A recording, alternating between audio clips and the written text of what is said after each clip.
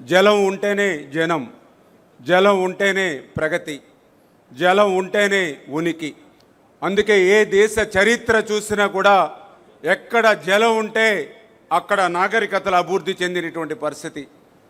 ఎక్కడ జలం ఉంటే అక్కడే పల్లెల నుంచి పట్టణాల నుంచి మహానగరాలుగా అభివృద్ధి చెందినటువంటి పరిస్థితి. అటువంటి సత్యాన్ని గ్రహించే ఆ రోజు అన్న ఎన్టీ రామారావు గారి దగ్గర నుండి ఈరోజు చంద్రబాబు నాయుడు గారి వరకు సాగునీటి రంగానికి అత్యంత ప్రాధాన్యత ఇస్తూ, అందుకే ఈరోజు ఆంధ్రప్రదేశ్ రాష్ట్ర చరిత్రలో ఇరిగేషన్ శాఖలో తెలుగుదేశం పార్టీకి ముందు, తెలుగుదేశం పార్టీకి తర్వాత అనేటువంటి విధంగా చరిత్రలో మనందరం కూడా చూడవచ్చు. అటువంటి ఇరిగేషన్ శాఖ ఆ రోజు 2024లో కూటమి ప్రభుత్వం అధికారంలోకి వచ్చిన తర్వాత చూస్తే 5 సంవత్సరాల విధ్వంసమైనటువంటి పాలన, మాకు 18,000 కోట్ల బిల్లుల బకాయిల్ని గత ప్రభుత్వం వారసత్వంగా ఇచ్చినటువంటి పరిస్థితి. అటువంటి విధ్వంసకరమైనటువంటి ఆర్థిక సంక్షోభాన్ని తట్టుకుంటూ ఏ ప్రాజెక్ట్ ఎప్పుడు మొదలు పెట్టాలి, ఎప్పుడు పూర్తి చేయాలనేటువంటి లక్ష్యాన్ని చంద్రబాబు నాయుడు గారు నిర్దేశించి, అందులో భాగంగా హంద్రీనివా జీవనాడి రాయలసీమకు అటువంటి హంద్రీనివా గత 5 సంవత్సరాల పాలనలో ఒక్క అడుగు కూడా ముందుకేయకపోతే 2024లో చంద్రబాబు నాయుడు గారు చెప్పారు 2025 కల్లా పూర్తి చేస్తాం ఫస్ట్ ఫేజ్ అని ఇచ్చినటువంటి మాట ప్రకారం 5 సంవత్సరాల్లో చేయలేనటువంటి పనిని ఒక్క సంవత్సరంలో హంద్రీనివాను పూర్తి చేసి 727వ కిలోమీటర్ వరకు కూడా కృష్ణా జలాలను తీసుకెళ్లినటువంటి నాయకుడు నారా చంద్రబాబు నాయుడు గారు. తుంగభద్ర ప్రాజెక్టు రాయలసీమకు అత్యంత కీలకమైనటువంటి ప్రాజెక్టు. అటువంటి తుంగభద్ర గేట్లు ప్రమాదభరితంగా ఉన్నాయని 5 సంవత్సరాలు ఆ రోజు నిపుణులు హెచ్చరిస్తే పట్టనటువంటి ప్రభుత్వం గత ప్రభుత్వం. కానీ ఈ దాని పర్యవసనంగా 2024లో చూసాం 19వ గేటు కొట్టుకుపోతే కర్ణాటక ప్రభుత్వం సైతం చేతులెత్తేస్తే చంద్రబాబు నాయుడు గారు అప్పటికప్పుడు కన్నమనాయుడు గారిని పంపించి వాటర్ ఫ్లో అవుతుండగానే గేటును పునర్నిర్మాణం చేసి 80 టీఎంసీల నీటిని కాపాడడమే కాదు, ఈరోజు మొత్తం 33 గేట్లు కూడా కొత్తవి ఏర్పాటు చేసి రేపు జూన్ నెలలో పాటిల్ గారు కర్ణాటక మన రాష్ట్ర ముఖ్యమంత్రులు ప్రారంభిస్తున్నారనంటే అది రాయలసీమకు ఈ ప్రభుత్వం ఉన్నటువంటి కమిట్మెంటు.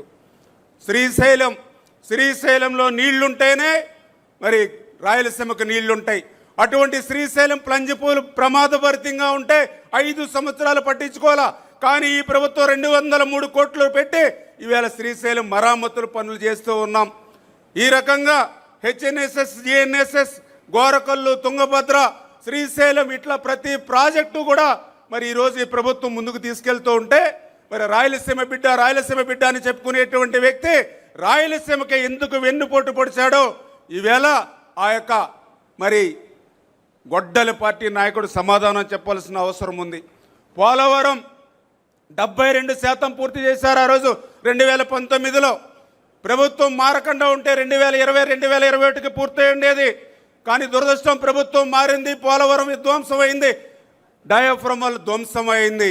పోలవరం ప్రశ్నార్థమైపోయినటువంటి దశలో 2027కి పోలవరం పూర్తి చేస్తామని చంద్రబాబు నాయుడు గారు చెప్పడమే కాదు, ఆ పోలవరానికి విలువైనటువంటి భూములు, ఆస్తులు త్యాగం చేసినటువంటి నిర్వాసితులకు సైతం ఈ 22 నెలల్లో 2,250 కోట్ల రూపాయలకు వాళ్ళు అందజేశారు. ఆ రోజు 2017లో కూడా 700 కోట్లు ఇచ్చారు.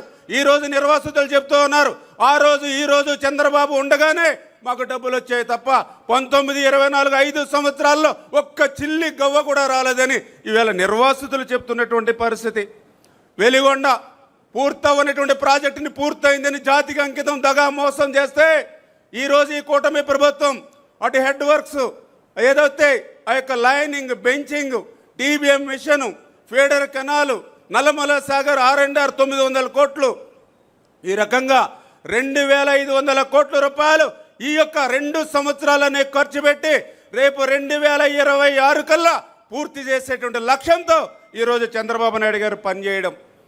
పోలవరం లెఫ్ట్ మెయిన్ కెనాల్ ఉంది, 5 సంవత్సరాల్లో ఒక తట్ట మట్టి చేయాల. కానీ ఇక 2 సంవత్సరాల్లోనే 1500 కోట్లు ఖర్చు పెట్టి ఇవాళ పోలవరం లెఫ్ట్ మెయిన్ కెనాల్ ద్వారా ఈ 2026లోనే రేపు ఉత్తరాంధ్రకి అనకాపల్లి వరకు ఇవాళ చంద్రబాబు నాయుడు గారు నీళ్లు తీసుకెళ్తున్నటువంటి పరిస్థితి.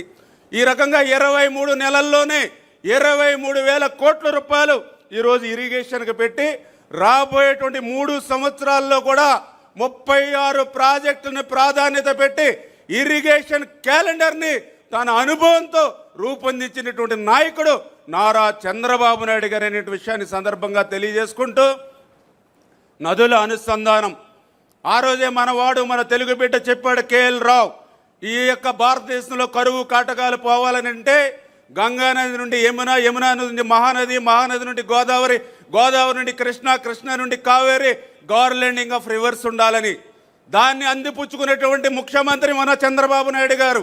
మన ఆంధ్రప్రదేశ్ రాష్ట్రంలో కూడా 5 ప్రధాన నదులు వంశధార, నాగావళి, గోదావరి, కృష్ణ, పెన్నాని అనుసంధానం చేస్తూ అందులో భాగంగానే మొన్న మీరు చూశారు 14-19లో 1300 కోట్ల రూపాయలు 1300 కోట్ల రూపాయలు పెట్టి ఒక్క సంవత్సరంలోనే పట్టిసీమను పూర్తి చేస్తే 439 టీమ్స్ని 10 సంవత్సరాలు ఇచ్చి 50,000 కోట్ల ఆదాయాన్ని సృష్టించినటువంటి నాయకుడు నారా చంద్రబాబు నాయుడు గారు అనే విషయాన్ని ఈరోజు గోదావరిలో వృధాగా ప్రతి సంవత్సరం 3,000 టీఎంసీల నీరు బంగాళాఖాతంలోకి పోతూ ఉంటే అటువంటి గోదావరి వరద నీరుని గోదావరి నుంచి నల్లమల సాగర్కి భవిష్యత్తులో బనకచర్లకు తీసుకెళ్లి రాయలసీమని ఒక పచ్చని పైరులా మార్చాలనేటువంటి చంద్రబాబు నాయుడు గారి యొక్క లక్ష్యం. అదేవిధంగా వంశధార, నాగావళి అనుసంధానానికి నేరేడి బ్యారేజ్ నిర్మాణం చేసి ఉత్తరాంధ్రకి కళ సాకారం చేయాలనేటువంటి ఆలోచన. మీరు సంపద సృష్టిస్తే నేను నాశనం చేస్తానని చెప్తూ ఉన్నాడు. మీరు కడితే మేము పడగొడతామని చెప్తూ ఉన్నాడు. మీరు కాపాడితే నేను కడదేరుస్తానని చెప్తూ ఉన్నాడు. ఇటువంటి ఉన్మాదంతో ఉన్నటువంటి గొడ్డలి పార్టీకి ఈ ఆంధ్రప్రదేశ్ రాష్ట్రంలో శాశ్వతంగా సమాధి కట్టి మన ఇరిగేషన్ వ్యవస్థకి రేపు బంగారు భవిష్యత్తు కల్పించాలని ఈ మహానాడు ద్వారా మీ అందరినీ కూడా కోరుకుంటూ ఈ తీర్మానాన్ని బలపరుస్తూ ఉన్నా. Thank you.